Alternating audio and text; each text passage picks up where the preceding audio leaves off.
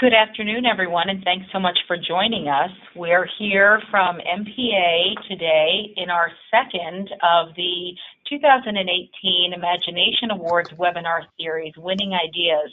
Last week we covered audience development, and this week we're talking about general revenue and leadership, obviously the core pillars of propelling growth throughout an organization. I'd like to introduce our speakers today and welcome them, and to welcome all of our attendees. We have Carol Ott, who's publisher and editor-in-chief of Habitat. Carol will be co-presenting with Mo Ismailzadeh, and Mo is project manager of Mugo Web, so welcome.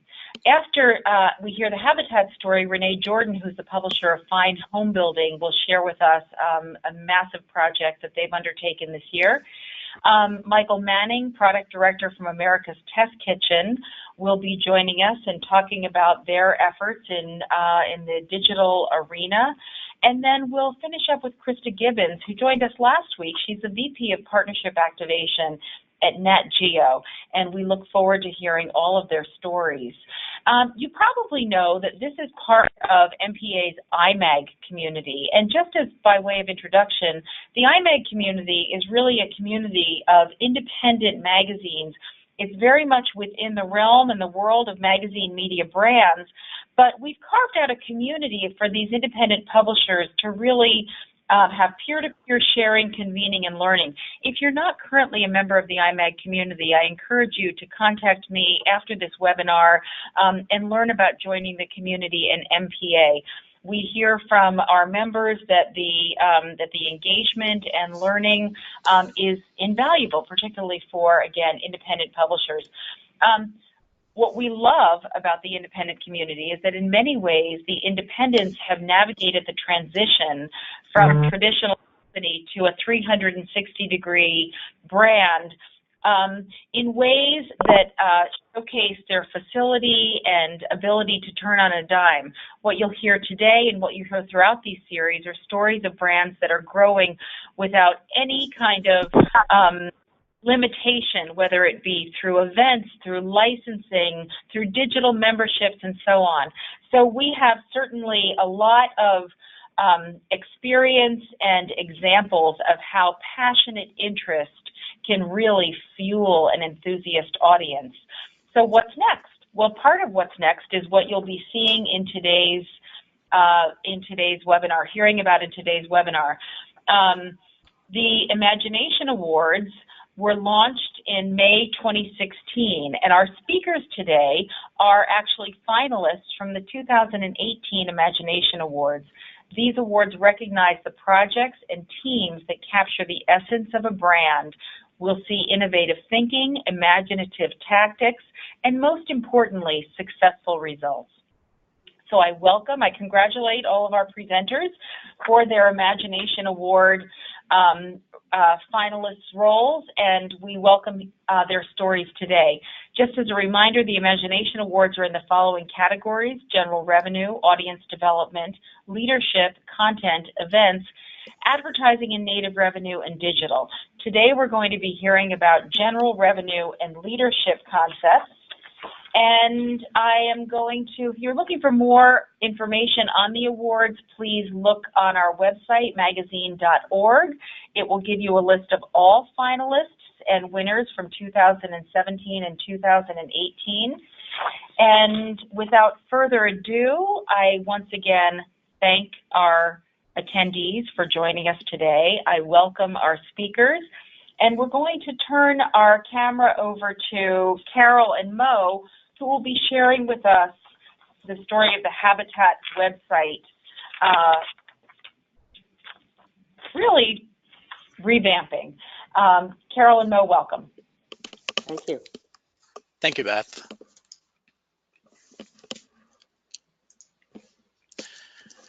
All right, I think I'm all set up here. So hi everyone, great to be here with you today. As Beth said, my name is Mo Ismailzadeh and I'm a project manager here at Mugo Web. We have been working with Habitat magazine for the past 7.5 years. And I'm here with Carol Ott, who is the editor-in-chief of Habitat Magazine. Sorry, Carol. That's okay. So the plan is I will be running through the slides today, and Carol will be available at the end to answer any questions that you might have. So today we're going to talk about developing a winning digital strategy, and specifically doing it in a way that springboards from print, is incremental, and doesn't require massive scale. Habitat is an independent publication with paid circulation serving board directors of residential co-ops, condos, and homeowner associations in the New York City greater metropolitan area. Habitat has to get creative with their digital strategy because their ability to scale is limited to a relatively small geographic area, and traditional digital monetization strategies are often designed to work at large scales. Scaling up beyond their paid circulation of about 7,500 is not a viable strategy for Habitat. So instead, they have found creative ways to dive deeper into their brand and create new digital revenue streams. So there are many examples of how Habitat has done this, but the one I'm going to focus on today is the attorney survey. Habitat launched the attorney survey in 1997 as a special single topic issue. The issue revolved around a theme and consisted of New York City attorneys who provided their legal opinions. For readers, this provided valuable legal insight into industry topics. For attorneys, this provided a way to connect with a very specialized audience. And for Habitat, this was a way to generate advertisement income from lawyers who traditionally do not advertise. Habitat originally did this by creating print showcases, which allowed print sponsors to highlight themselves and their firms. Then in 2011, Habitat added a new digital sponsorship tier in the form of legal podcasts. Now, these were promoted on iTunes and in a new multimedia section of the website, and they consisted of lawyers providing their attorney survey answers in audio form. So again, for website visitors, this was fresh content and in a new relevant format. For attorneys, this was yet another way to stand out from their competitors and connect with their target audience. And for Habitat, this was an entirely new revenue stream. Habitat's investments here included creating a new section on the website, integrating with iTunes and SoundCloud, producing the audio, and educating the attorneys who were often unfamiliar with podcasts as a medium to begin with. And Habitat continued to build on this. In 2017, they took this digital strategy a step further by allowing attorney survey participants to also become video sponsors. Again, for website visitors, this was more fresh content, this time in the form of an online course, which is how the videos were packaged and presented. For attorneys, this was a way to stand out even more from their competitors and to connect with an engaged audience. And for Habitat, this was yet another new revenue stream. Here, Habitat's investments included investing in the Thought Industries platform, which provides e-learning, and integrating this new e-learning platform with the existing single sign-on system of their website. And the digital sponsorship has proven to be wildly successful. Taking the 2017 November attorney survey issue as an example, regular print display revenue for the issue was about $72,000. In addition to that, the attorney showcase revenue was about $63,000. And of that, almost half was generated by the new video showcases. So by adding video sponsorship, Habitat has created an entirely new revenue stream here. So to recap, Habitat began the attorney survey in 1997 with just standard print sponsorship. In 2011, they invested in a digital audio platform and had modest success with early adopters of digital sponsorship. And then in 2017, they invested even further in a digital video platform and saw much more dramatic success.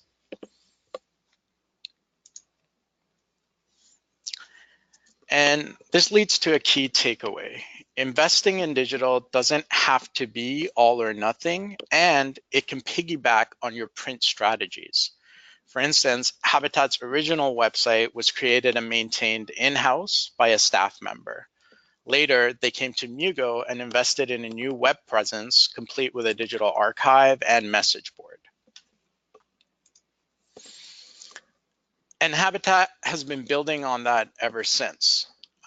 For instance, they've launched several new multimedia sections, each of which has created an entirely new revenue stream. You have Ask the Experts, which is sponsored video content showcasing industry insiders. You have The Secret Lives of Buildings, which are short video stories featuring local buildings and their staff. And here, the entire series is sponsored by a partner. You have Inside Track, which is sponsored video content that features property managers. And you also have the monthly issue preview, which is sponsored by attorneys and consists of a short video that previews the issue, and it's promoted through an e-newsletter. In each of these instances, Habitat continued to create new revenue streams, as well as produce relevant content for their website and act as a conduit between their readership and their sponsors. And this has proven to be a winning formula.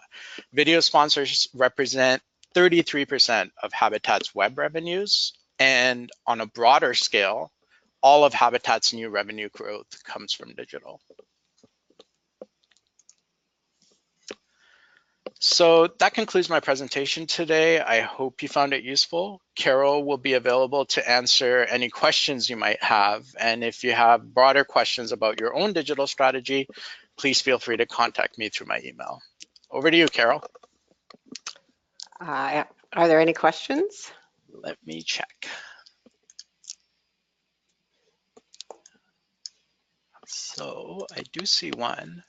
I'll read it out to you. Can you tell us a little more about how you chose the e-learning platform? And also, are you responsible for the video production, or is it the attorney? We did quite a search for e-learning platforms, and we actually, our first platform that we used was free. And we put a couple of courses on it, and it wasn't as professional looking as we wanted. So we decided we would have to pay for an e-learning platform. We then looked at a lot of paid e-learning platforms, many of them, or most of them really, designed for educational institutions. Thought Industries they have a lot of clients that are in the publishing industry, and it seemed, I mean, it looked very professional. It was something that we could manage in-house, and the investment wasn't huge. So that's how we chose Thought Industries. We have many courses on the platform. This sort of these courses with attorneys, we do the video, and we have a video editor who produces the content for us. The attorney gives us the content, and then we produce the videos.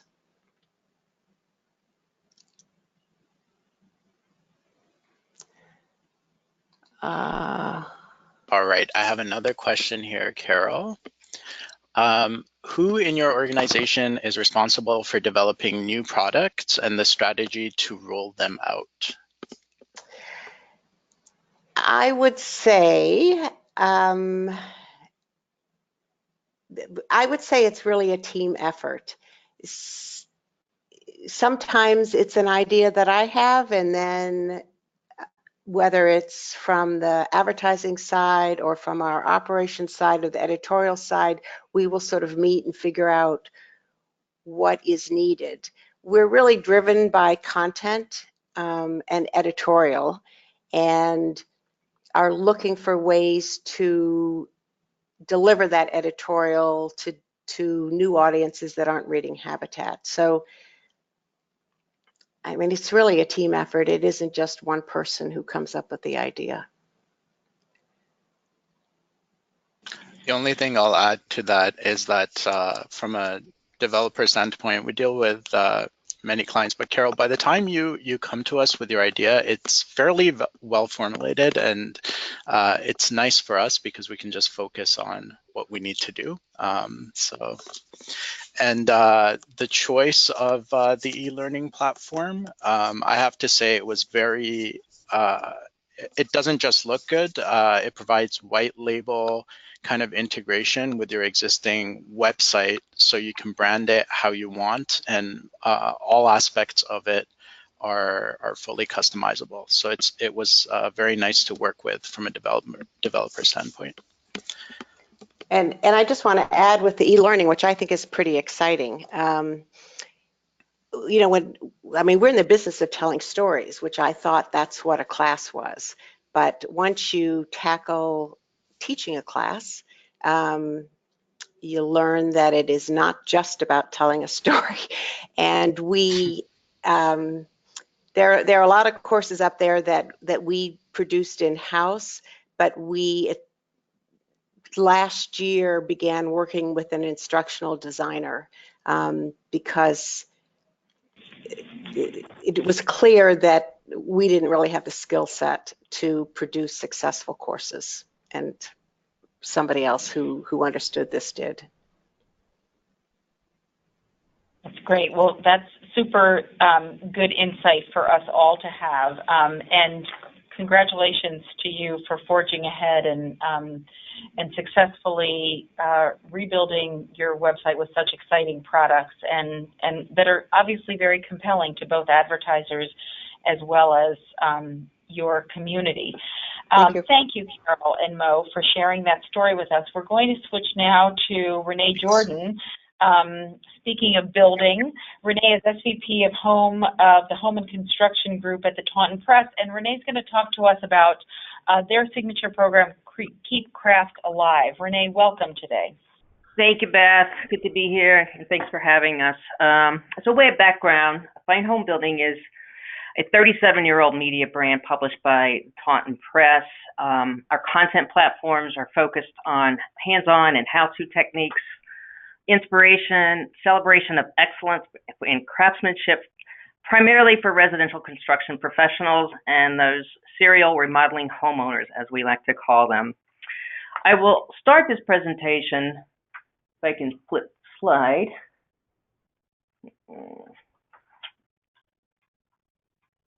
There, that wasn't very elegant, but I got to the next slide. I'll start this presentation by staging the problem that we are addressing with the Keep Craft Alive initiative. This article was published just last week in the Wall Street Journal about the labor shortage in the construction industry, and it's one of many you'll find from many national and local business journals covering this issue. It's commonly referred to as the skills gap. This is one where the employment demands for a rebounding and robust housing recovery industry, and the employment demands are exceeding the supply of well-qualified or trained labor. Now, the cause of this issue is primarily twofold, both generationally. The baby boomer workforce is retiring in droves, and secondly, a cultural problem. The stigma of trade employment as a suitable alternative to four-year or college degree programs in white-collar careers is keeping younger generations from entering in the field. The result of this gap has far-reaching implications on our economy, with rising housing costs, remodeling expenses, even if you can find a contractor, and it's impacting the quality of our housing infrastructure overall. This is the problem that Keep Craft Alive is all about for Fine Home Building. We set out to leverage all of our media capabilities to bring awareness to the problem and engage our industry relationships and audience reach to build towards a solution, and primarily to change the cultural narrative about what it means to be a respected professional in the trades. What started out as a hashtag to show quality in construction and remodeling projects by our editorial director, this quickly became a campaign. And what was once a campaign is now a movement that has evolved beyond our brand perimeter. Essentially, Keep Craft Alive is a contextually philanthropic program, and that is one where social and economic goals are intricately connected and contextually relevant to the industry we serve. We have put all of our media and storytelling platforms to work to build awareness, celebrate pride and craftsmanship, and to raise funds to support VOTEC students wanting to pursue a career in the trades. Beyond the hashtags, the program elements also include columns in our magazine, blogs on our website, video profiles, speaking engagements, industry meetups, fundraising activities, and continual social media outreach. As I mentioned, it started with a hashtag primarily on Twitter and Instagram to showcase this pride and ignite sharing of other projects in the industry. And the post on the right in this image is one from one of our funding partners, and here spreading the word of their involvement with this initiative on their channels. To demonstrate how impactful this program has become, this image is the dashboard from Keyhole Analytics, and it presents the last 12 months of activity on this hashtag. It's trending now to have over 6,000 posts a month now and has generated 250 million impressions over the past year. What's that? I believe they're only seeing the title slide. Somebody said they're not seeing the next slide, they're only seeing the title slide on the question. Mine was delayed. I did finally see the slides that she was referencing, but it was just delayed. Okay. You see the data analytics slide now? Yes. Thank you. So again, posting 6,000 posts a month, 250 million impressions over the past year. And as a point of reference, the Fine Home Building has an editorial staff of 10 and a social media head count of 1. So something tells me it's not just those guys. Also part of the initiative, we trademarked the phrase and we launched the keepcraftalive.com site as well as a .org website. Here is where we showcase and coalesce all the news and information about the movement. Though this initiative is highly linked to our master brand, Fine Home Building, we felt that the program warranted a destination beyond our brand horizon. In the print magazine, I'm on the next slide with 2 images, we started a regular column on the last edit page in the folio to celebrate the passion and diversity of those pursuing careers in the trades. The pull quotes on these 2 examples showcase what we're trying to erase around career choices and around who can enter the field. As the one on the left says, everybody I went to school with is behind a desk somewhere and they think I'm the crazy one. Beyond the editorial well of the magazine, we also carved out promotional advertising pages to drive awareness and support for our partners who are participating with us and to promote content that we have developed along with the program. The Why I Build video series, shown 4 examples here, is actually an advertiser-supported program that, as we do in print, brings to life the passion behind those experiencing fulfilling careers in the trades. These are distributed on our brand website, the Keep Craft Alive website, our YouTube channels, and viewership is promoted, of course, through email and social media. We have T-shirts, of course, and stickers. Of course, we have stickers. And these merchandise sales of T-shirts and stickers fund our student scholarship programs. The image I'm showing here is of the job site of a demonstration home we built last year to showcase best practices in achieving sustainable net zero energy standards in home building. And these are the VOTEC students who helped us on the project and gained valuable hands-on experience and education to further their career in the trades. Keep Craft Alive is also a part of speaking engagements in the industry, and this is one of our brand ambassadors at a distributor supplier event conference. All of the distributors and suppliers in the building industry are feeling the economic impacts of the skills gap on their business and are bringing us along to help spread the message to their employee and work base and customer bases to try to solve for the solutions. We are also doing meetups and panel discussions at specific home building industry events. The meetups are mostly about celebration of pride in the craft and usually with beer. The panel discussions are ways for the industry to brainstorm ideas with audiences at the events for ongoing solutions through education, training, and mentorship programs.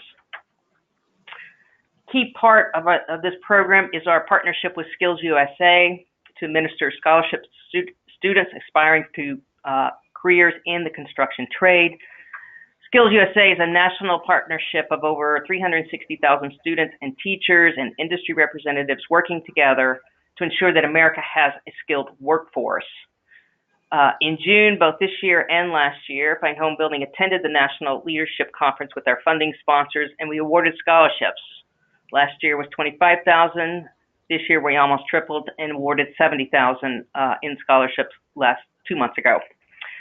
The students apply through the Skills USA administration program, and Fine Home Building selects the recipients based on their career goals in construction, whether it's masonry, carpentry, plumbing, electrical, and the response to the essay question of what craft means to them.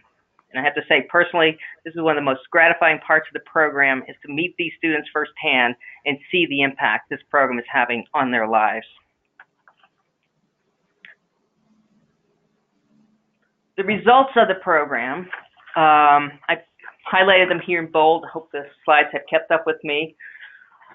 It's first about accentuating the Fine Home Building brand position and values in the marketplace in this highly engaging and thought-provoking way. We are seeing audience growth in our web traffic as well as our social media footprint. Again, the benefit of machine signals in the social streams are fueling a lot of that growth with every algorithm change we experience. We also have improved morale on our staff because we're doing something for the industry and for students and for the values that we aspire as people, not just as employees.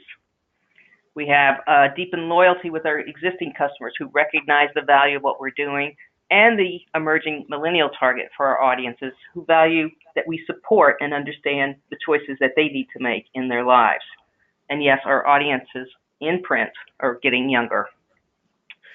We're having elevated conversations in the market with our suppliers and advertising partners. Over a dozen are involved with us on this initiative to help fund those scholarships, and also fueling our advertising growth. And a number of times, because of what's going on in the marketplace, prospects are coming to us to say, how can we help and how can we get involved?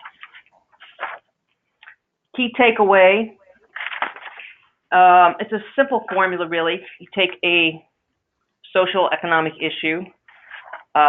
It can be as macro as poverty or healthcare or climate change, or micro, like green spaces in urban areas, and apply what media capabilities we have in content creation, storytelling, audience development, and the relationships we have in the market. This is the core DNA of all magazine-based media brands. You put this all together and make a difference in the markets you serve, in the lives of youth, and into the future path for the health of the economy as well as society overall. So that concludes my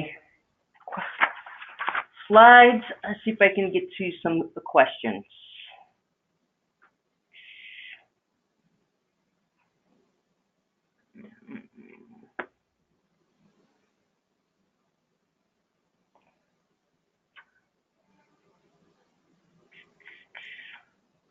I think I can see it. Okay, question. With such amazing response and interest, how do you further engage the community as either subscribers or advertisers?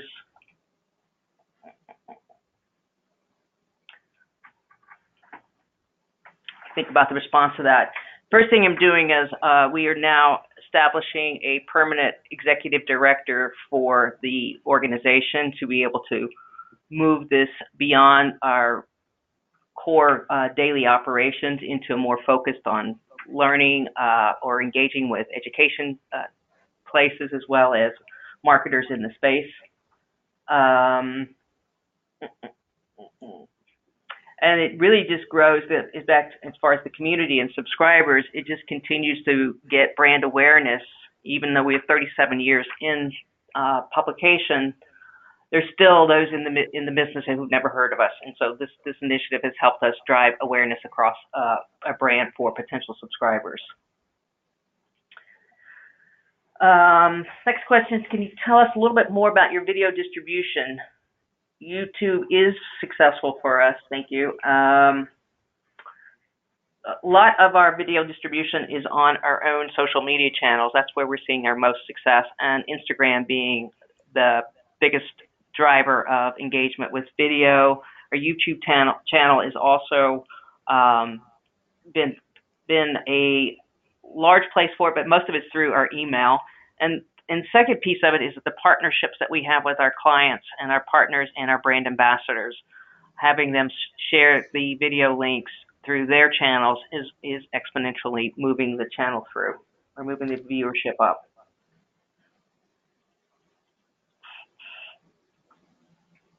All right, Beth, I think I am done with the questions in the queue. Anything else? Thank you, Renee. That's really an impressive program, and again, showing the vitality of both the communities that you're creating and how we as independent publishers can further serve these communities and become more integral to their daily lives. So well done. We appreciate that. I'd like to pass to Michael Manning, who is Product Director of America's Test Kitchen. Michael, thank you for joining us this afternoon, and we're looking forward to hearing about the ATK success story. Take it away, Michael.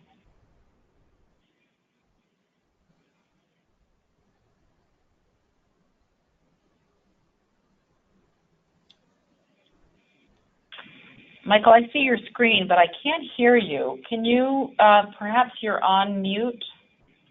All right, I think we're ready. Ready. Excellent. Thanks for having me. I am going to talk a little bit about who America's Test Kitchen is and some of the different parts of our business on the digital side. And I'm going to talk about sort of 3 or 4 of our efforts all around sort of general revenue growth. What we have is less of a single focused effort and more sort of pursuing a couple opportunities concurrently. So just as background, so America's Test Kitchen, we publish across multiple channels. So we have print magazines, we have television shows that we distribute through PBS, we have branded cookbooks that we sell, and then we have in the digital business, we have a digital subscription business across really sort of 4 websites. So we have branded websites for Cooks Illustrated, for America's Test Kitchen, for Cooks Country, and then we also have a online cooking school as well.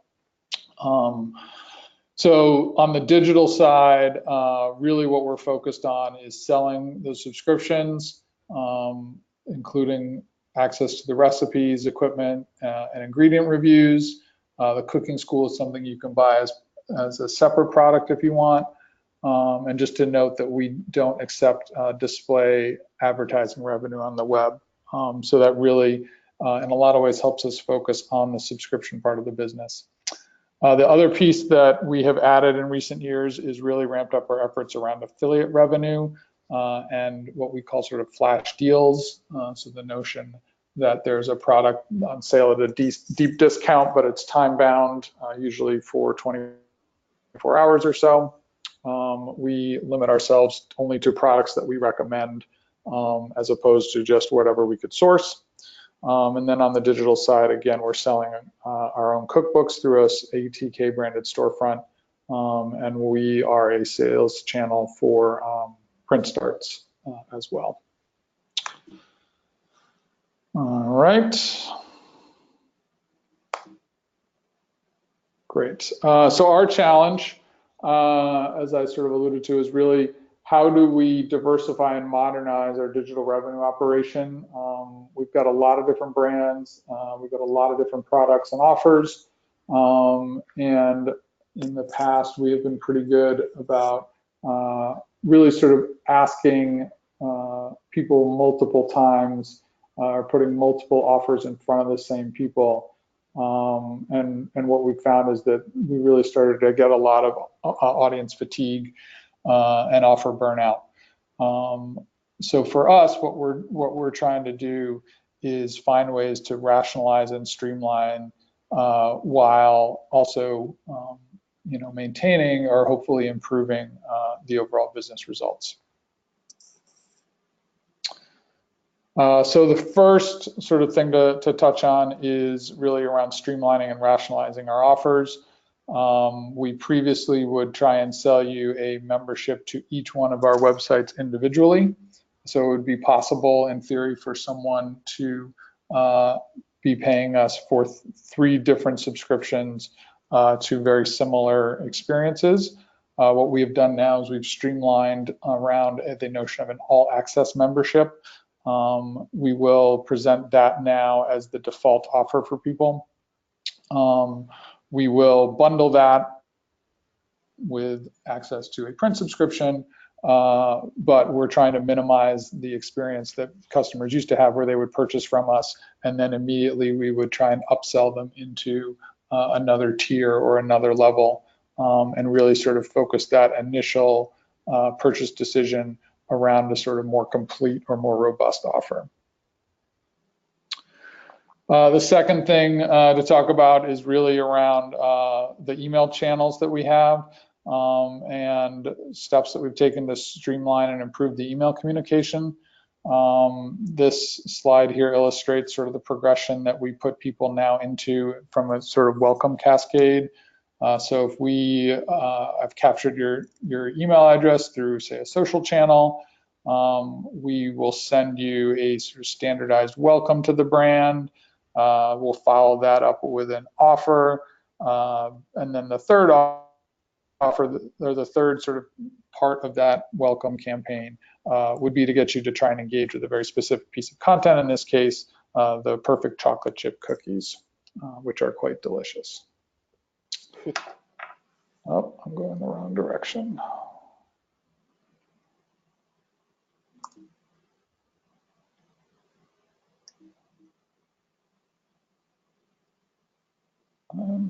Let's see.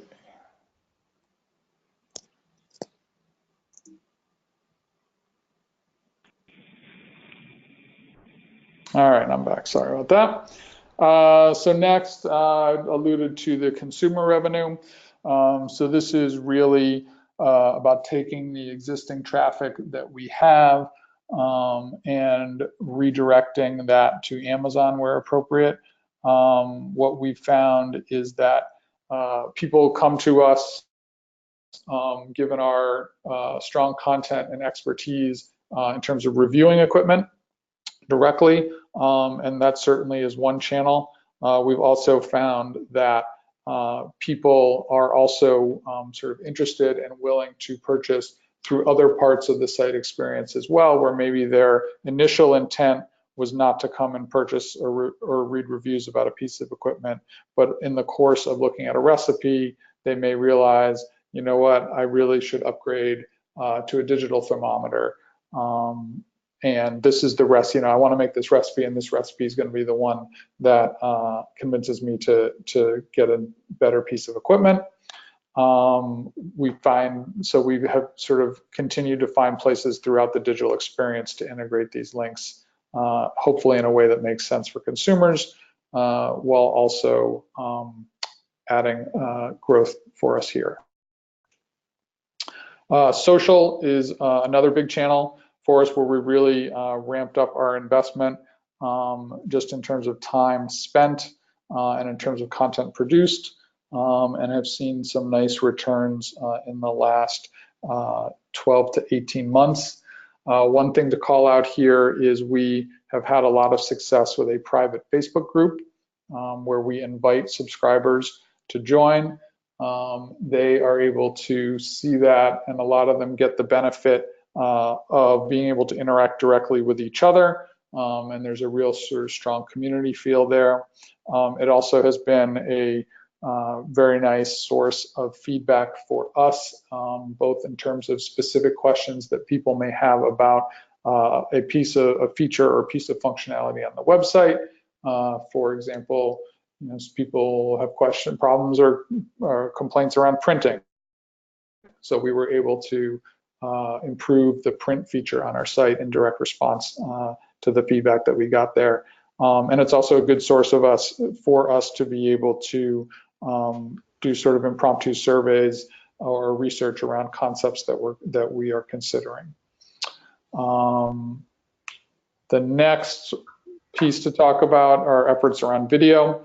And what we have done is we've published a lot of video directly to our site, but we've also found a lot of success in terms of distributing that content, that video content more broadly.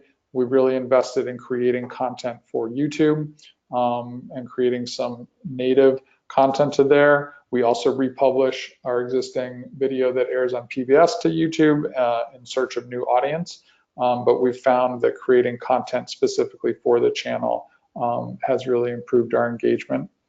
And we're also experimenting with other social platforms as they look to ramp up their content on the video side as well. So services like Facebook Watch and Instagram are places where we will be debuting content in the near future as well.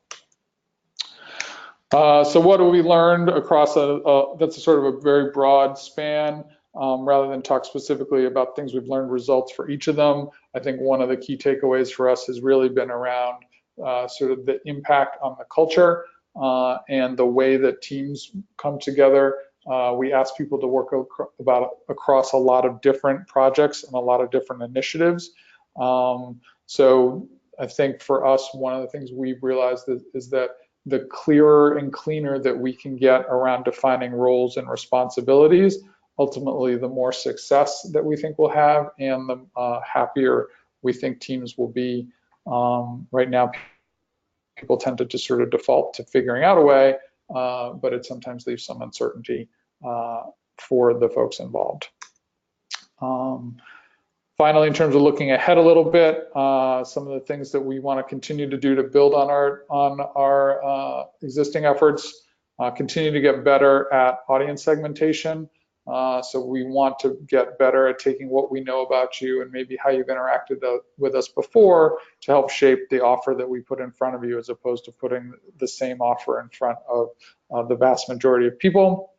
We are also ramping up to launch a new initiative that we're calling ATK Kids, which is really taking our methods around cooking and targeting explicitly the 18 to 13-year-old market and creating content that is geared for them to engage with to help build their skills and their confidence there. And then we've got a series of cookbooks over the next 3 years to support the digital efforts there. And we have also started to branch out into physical events. We have a food festival in Boston that is in its second year, and we've expanded it. We'll debut in Seattle in the fall. So that, I believe I'm at or over time for my slides, but happy to look at any questions.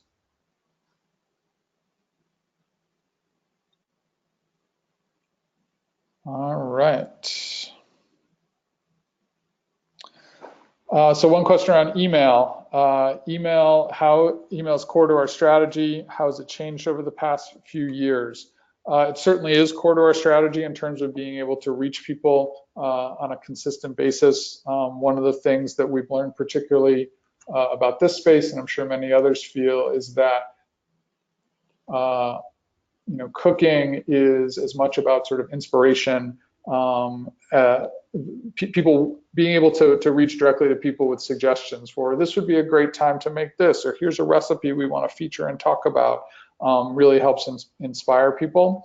For us, one of the things that I alluded to earlier is I think, have gotten better about the volume of emails that we put in front of people and the balance between when we're providing information as opposed to just straight offer and upsell opportunities. The next question is, what audience overlap do you see from one to the other, say from cooking school to social, etc.? That is a great question and one that I wish we had more insight into. I think our ability to sort of identify audience members as they move across different platforms has improved, but it's certainly an area where we would like to have more insight. And then thirdly, a question in terms of what type of data is most valuable to us. I think for the answer there, it's really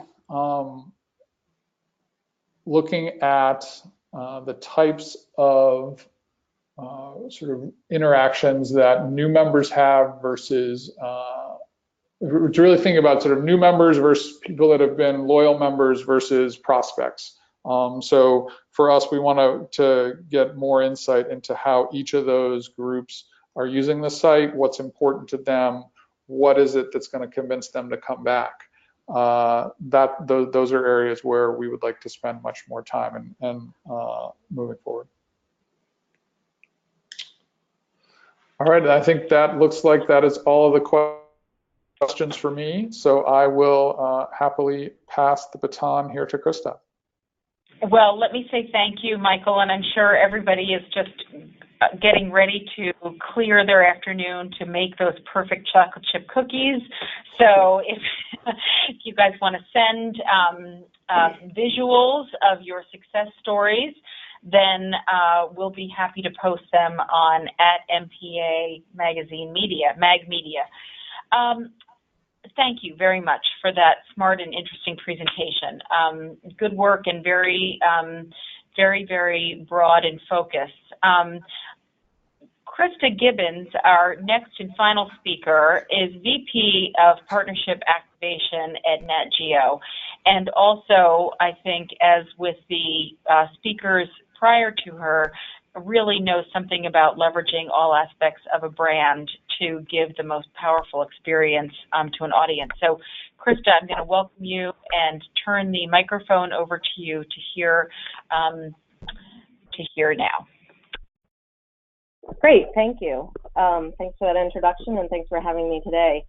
The platform that I wanted to walk you all through today is something that we developed in partnership with United Technologies, and it's called Urban Expeditions.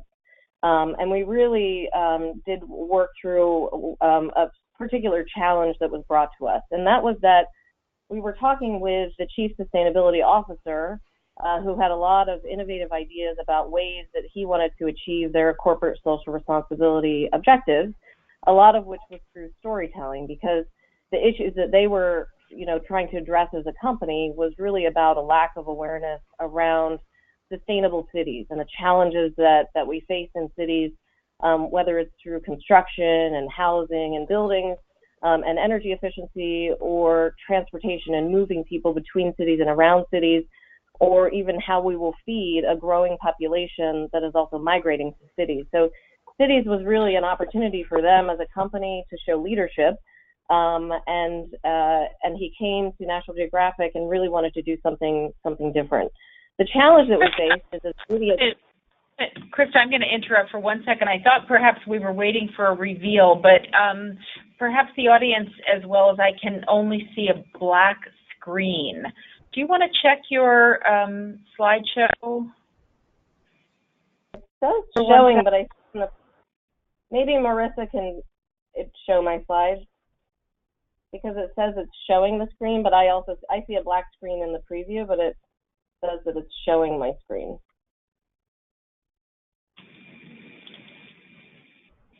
Oh, there. Okay, so we have switched, so you can tell us, Krista, when to forward. I think that's probably the easiest way to do this. Okay. So I guess just go to the next slide. So we really saw this as an opportunity. One of the challenge that I was getting at is that as a social responsibility officer, they only had funds that could go to a nonprofit. So he was looking for a media type partnership and talking to our for-profit National Geographic partners. But what he was only able to do is to engage in a partnership with a nonprofit. So we really were able to find a solution by bringing both sides of our house together, our nonprofit and our for-profit. But before we would really engage in a partnership like this, we wanted to make sure that we were in fact aligned in vision and values. So anytime we do these enterprise-wide partnerships at Nat Geo, that's what we look for. And here in United Technologies, we knew that they wanted to really focus on smart and sustainable products, and those were the stories they wanted to tell. So it was a good opportunity to explore. And if you go to the next slide, we decided that there were three sort of key goals as we were going to design this partnership. We wanted to drive awareness and understanding around these trends that I spoke about. We wanted to enable real solutions and impact by funding projects and not just talking about it or do the storytelling, but also have people working on sustainability initiatives. And we wanted to convene thought leaders and really have a focused dialogue around the issues. So the next slide.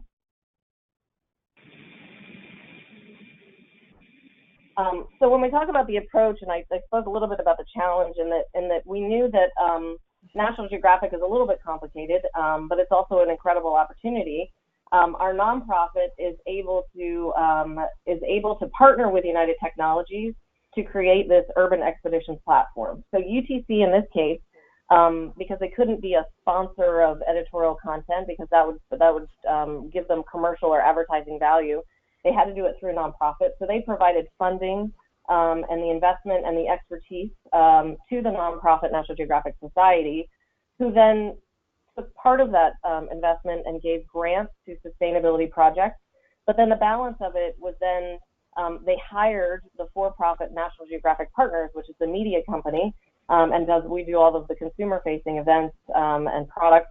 So National Geographic Partners did the editorial storytelling, the thought leader events, and served as the partnership management space. So it was a one-stop shop from a partnership and relationship perspective. So the next slide. While it was a complicated sort of, it took a lot of time to design. There were a lot of legal contracts between United Technologies and the society, and then the society and partners, and a lot of clarifications to get to this place. But ultimately, we did develop this editorial platform of urban expeditions where we did a series of content. It was quarterly batches of content, if you will, about 7 pieces of content a quarter, everything from features about sustainability work in different cities to infographics to Q&A with sustainability leaders in cities. We then had these global thought leader events where we convened panels to talk about this concept of having it all. How do you think about sustainability from to create value that is both value from social value, economic value, as well as corporate value for the companies that are involved. And then we, as I said, funded those projects in the sustainability field work. Next slide. So this is what it looked like in terms of a timeline. It was a 2-year project. We took a hiatus in both summers because summer just tends to be a difficult time from an event perspective. Content, we know that this type of content, we just don't have as strong of a critical issue storytelling content going on in the summertime. So it was really 3 quarters with a break for 2 years. We did have a little bit of an on-ramp. Initially, by design, we wanted the grants to be first, and then the work of the grantees would inform the storytelling. But that proved to be a little bit difficult because there were so many structural things to put in place on the nonprofit side to actually get the grant RFP out, screen the applicants, and make those decisions. So that was a little bit delayed. And then we did have the 3 thought leader events, 2 in 2017, and then 1 just this last spring in Abu Dhabi. Next slide.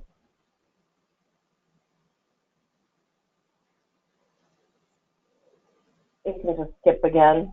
So some of the things that we learned as we did this was a big undertaking. So at a media company, I lead the activation team, and we do all sorts of different media partnerships where we have complete control to activate from channel, our television channel, to social, to digital, to print, and we can put it all together. But this was a little bit of a more complex partnership to activate. And so from the get-go, it was just a lot more nuances, a lot more, as I said, legal complications, accounting complications. So I think it was important that it was large enough to warrant all of those internal resources to get this done. Some of the things that we covered early on was because this was money to the nonprofit, then hiring partners for editorial, it really was editorial underwriting. So there couldn't be any influence from United Technologies in terms of the story direction, who we interviewed, any integrations or anything like that. We established very firm boundaries. They just didn't, it was more really a process in educating our partner that by design, this was how it had to be structured, and we had to protect the editorial integrity. So we established that up front. And some of the things that we learned along the way was initially we were going to batch our topics quarterly. So in the fall, we did all of this content around food. We kicked it off with World Food Day in October and did 7 stories around food, all very different, but all very centered around food. And what we found was we had a little bit of audience fatigue because it was too much content that was in the same vein. And also on social media, it was just too much of the same. So we quickly iterated a little bit and started to vary the content between those 3 core content areas of buildings, food, and transportation. And that was a good change. The other things we learned when it comes to critical issue content is that the stories, sometimes we were rooting in cities and then we didn't really get a lot of interest because people didn't, if what's happening in Amsterdam may not be relevant to me. So we had to write them more from a global appeal.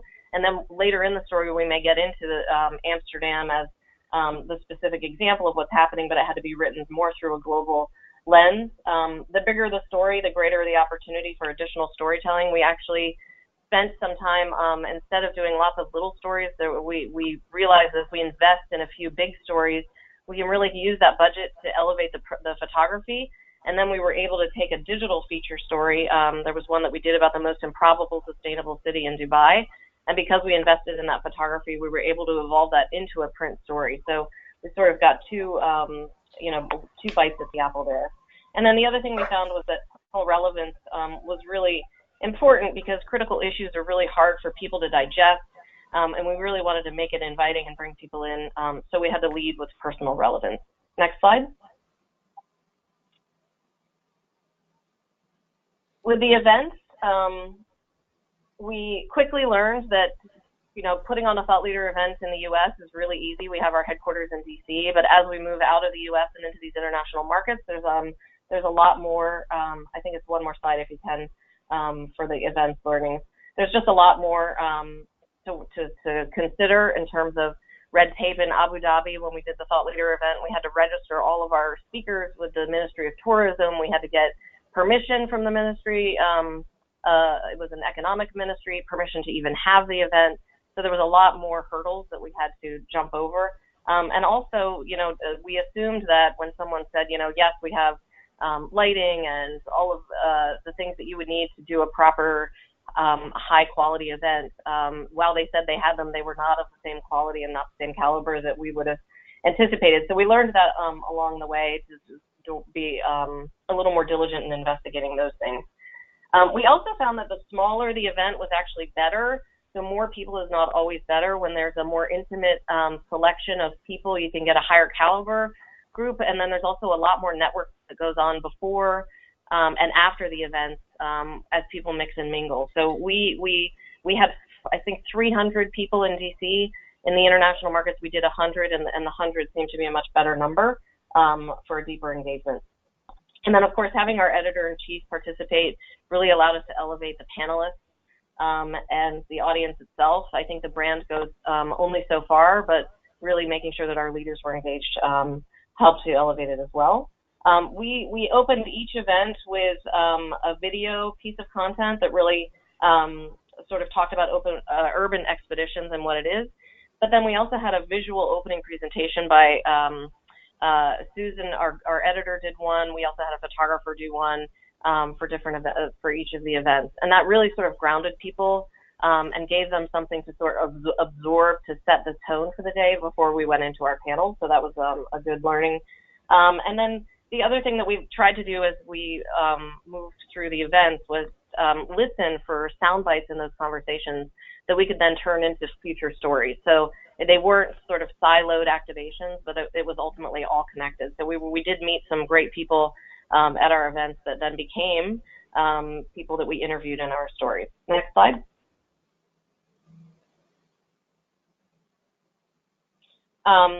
this is, this is more of an impression slide, so I don't know that the story is much different than what we all sort of put together for our partners, but it was 62 million impressions.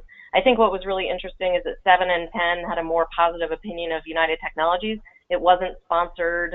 It was a very subtle relationship because it was all underwriting, but it did still achieve brand value for them. If I were to do this again, I think that I would probably recommend that they did find budget on both sides of the house so that they can engage with us in a marketing or sponsored relationship where we told their story next to this more of an editorial environment, because it was the perfect contextual backdrop for them to tell their corporate social responsibility story or stories about how they're innovating or their R&D. But we just didn't have the budget. They didn't have the budget. They don't have marketing dollars, so we weren't able to do it. Next slide.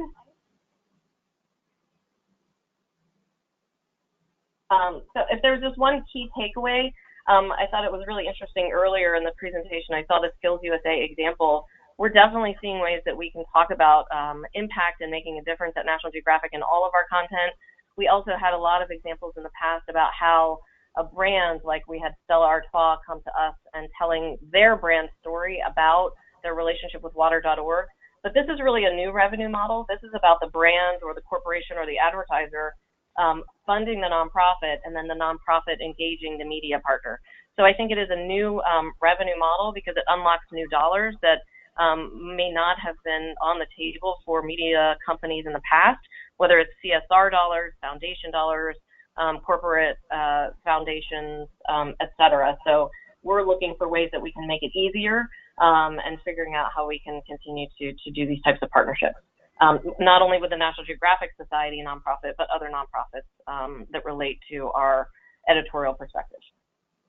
So that's it for me. I think the last slide is questions. And I know we're over time, so I'll leave it there.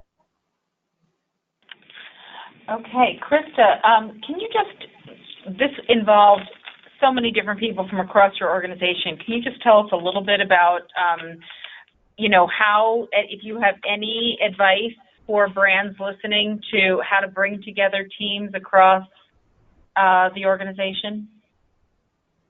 I think with this one, it was really important that it started with leadership so that there was clear buy-in, because there was a lot of, because it's a new model, there was a lot of, oh, we don't do that, that's a little different, I don't know, we can't do it because we're not a nonprofit, so we can't.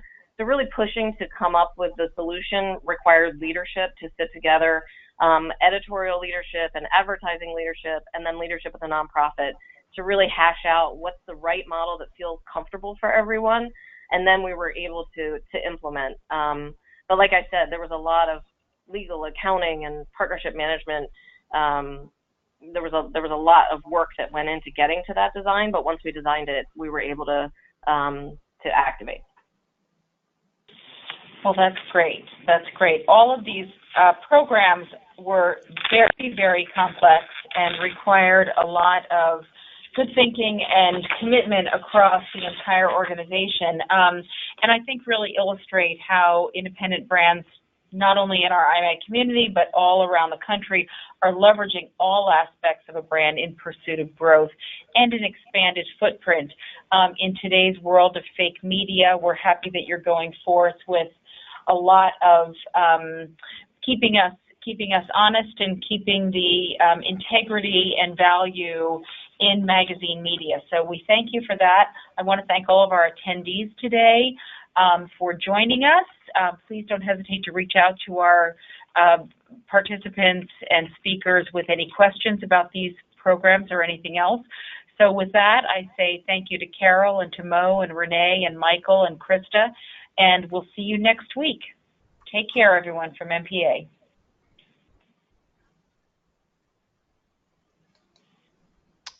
Thank you all.